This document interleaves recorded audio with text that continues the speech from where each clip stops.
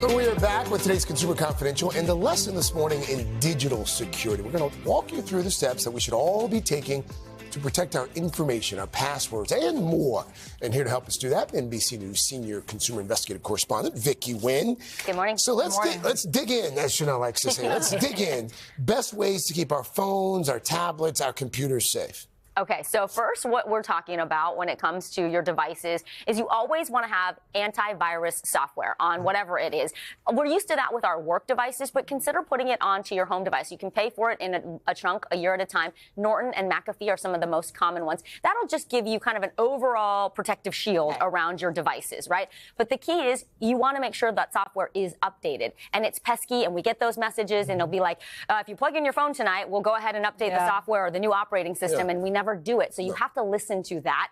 You can sign up for emails, or you can just set your devices so that they do the automatic update. Whenever it says, do you want this? Just click the box and say, yes, I do, because it'll do it automatically for your phone, your tablets, and your computers. And don't forget about your apps as well. Not only will updating them protect you and patch all those holes and bugs, sometimes apps are adding new features that make them more useful when you do the update. And the browsers, the most common ones for us, Windows, Apple OS is another browser, and of course Chrome. Keep those updated. That is how you keep hackers from exploiting your software. What about, go ahead. No, go ahead. I was going to say devices that you're trying to get rid of, perhaps. Like, let's say you're getting rid of a device, you want to make sure it's wiped clean. Yeah, this is a really good question. We're going to talk about why it's first important to back up all of your content in a moment, but make sure that all your files, your photos, anything that's important to you is backed up. Then you're going to go into the settings and go factory reset, whether it's a computer or a phone. But sometimes that factory reset on some Windows devices, that's not enough. So you want to use a disk utility, like a disk ban program. They're free. You can find them online. And that will really wipe and take every piece of data off of that computer before you sell it. Right. Remember as well to log out of your accounts, right? Like your Netflix, your Spotify's, your bank account, extremely important to log out of those things. If you have a newer phone and it has a SIM card or an eSIM, for example, you need to remove your SIM card. And with the eSIM, I would recommend just looking online and walking through the steps of how do I delete my eSIM? How do I reset my eSIM?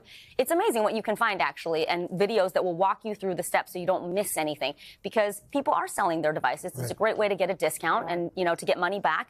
You just don't want to be selling your personal data along with it. Speaking of personal data, a lot of times you'll go on these websites and a little pop-up will say they may sell your data to businesses. What does that all mean? Thank you, California, right? They passed a bunch of digital privacy laws in 2020, and about a dozen states followed suit saying, look, consumers, we need to have more access and control over our data that's online.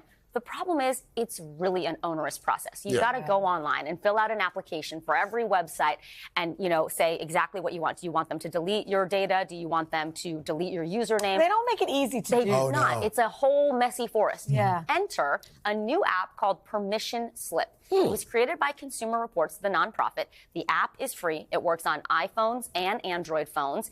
And here what you're doing is you are letting them be an authorized agent for you. They're representing Al Roker or Chanel or Craig. Okay. And they are going to the websites that you enter and saying, please take my user information off, delete my data, don't sell my data to third-party companies that I've never heard of.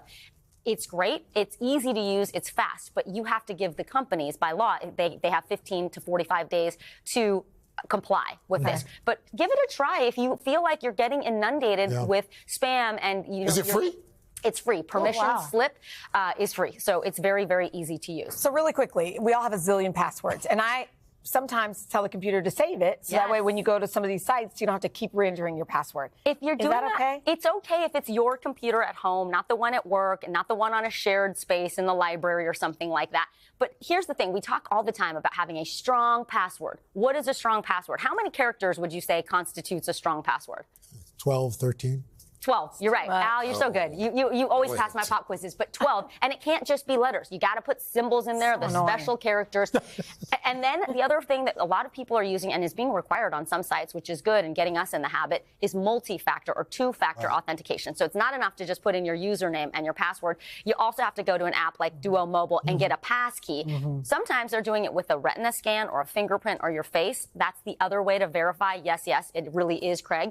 And then, whenever a website asks you to choose your security question, don't say, oh, my first school, or the color of my first car. Those are things that are very easy for hackers to guess or that are available on public records about you. We probably could figure out where you went to school or your mother's maiden name. So choose something very, very esoteric. And if you want to really be crazy, have a different actual answer. You just have to remember what it is. If it's a trick question. Exactly. Wow. Great tips. Great advice. Thank Love you, it. Vicky. Hey, thanks for watching. Don't miss the Today Show every weekday at 11 a.m. Eastern, 8 Pacific on our streaming channel, Today All Day. To watch, head to today.com/allday or click the link right here.